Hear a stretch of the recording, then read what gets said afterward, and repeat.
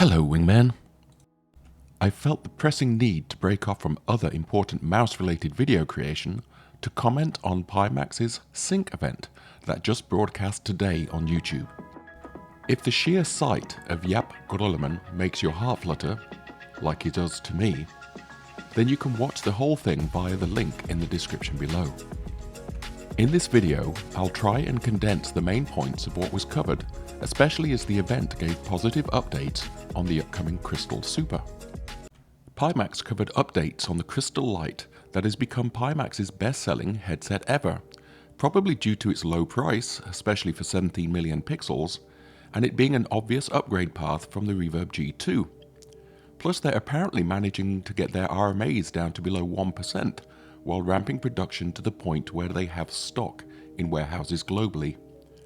They covered updates to Pimax Play and improvements, such as room lighting frequency adjustments to help inside-out tracking.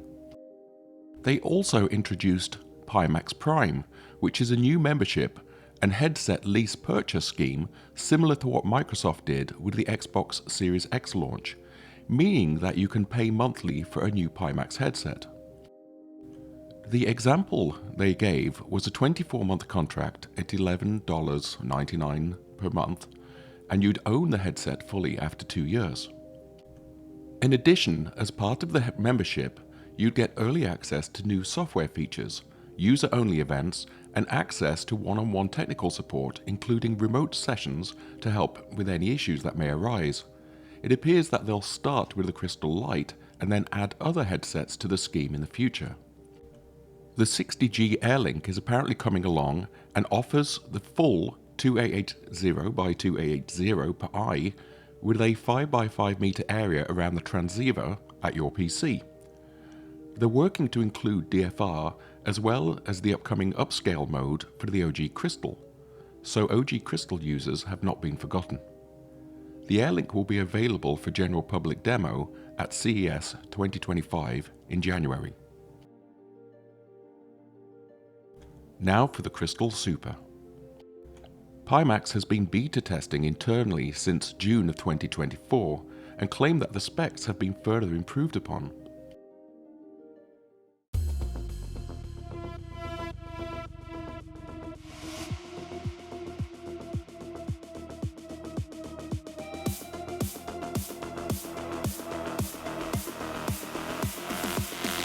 Okay, heads up. Fonk incoming.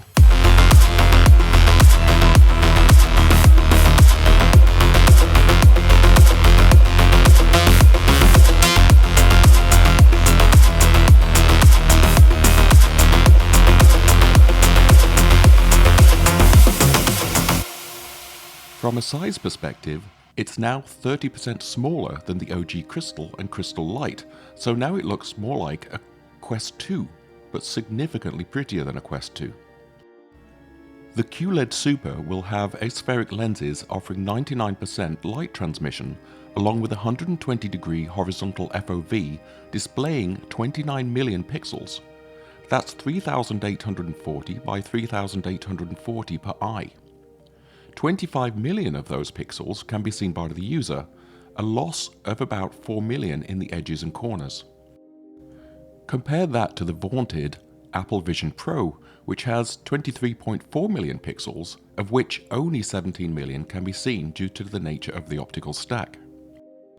The Crystal will boast 57 pixels per degree, which is basically human eye resolution. So it should offer the same wow factor we felt going from the 8KX to the Crystal when going from the OG Crystal to the Super. The Super has integrated forehead standoff adjustment, so it will make it easier for people with different head geometries to get their optimum headset position dialed in, as well as forward-backward eye positioning. The Super will come with integrated inside-out tracking, as standard, with a Lighthouse faceplate option coming in the future, as well as integrated audio and eye tracking from day one. Just like with using QuadView's companion within DCS, when you super sample the foveate region, there's little need for anti-aliasing anymore because the effective resolution is so high. This means that you can turn MSAA off if wanted, freeing up system resources to render more pixels. With a 57 ppd display, the same applies. Some effects and processes that you once had to rely on to get rid of the jaggies can be turned off because the display is of such a high resolution. The issue of jagged straight lines or curves isn't quite as visually evident. They've increased the number of local dimming zones up to 1000, and now each zone has its own driver, whereas before, the OG Crystal had a driver for every 4 zones. The optical stack is interchangeable via a simple quick release system, so you can replace the QLED for an OLED system when it comes out, or you can switch between virtual reality and actual reality really quickly without taking off the headset, simply by releasing the optical stack and letting it fall. What is great news is that the headset will be retailing at $1,695. And even though that might seem high, consider that this is a whole lot of headset for significantly less money than the Apple Vision Pro, the Varjo XR4, or the Somnium VR1 for that matter. Pimax are offering the QLED Super for less if you go with the Pimax Prime contract, and for OG Crystal users, $399 will be discounted against a Prime membership to afford the Super that way. I'm sure some people will prefer to just purchase the Super for cash, but at least the flexibility a Prime membership scheme is there if you wish to utilize it.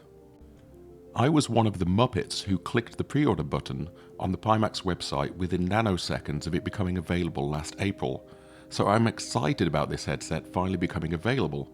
My dollars are in hand, waiting to be spent.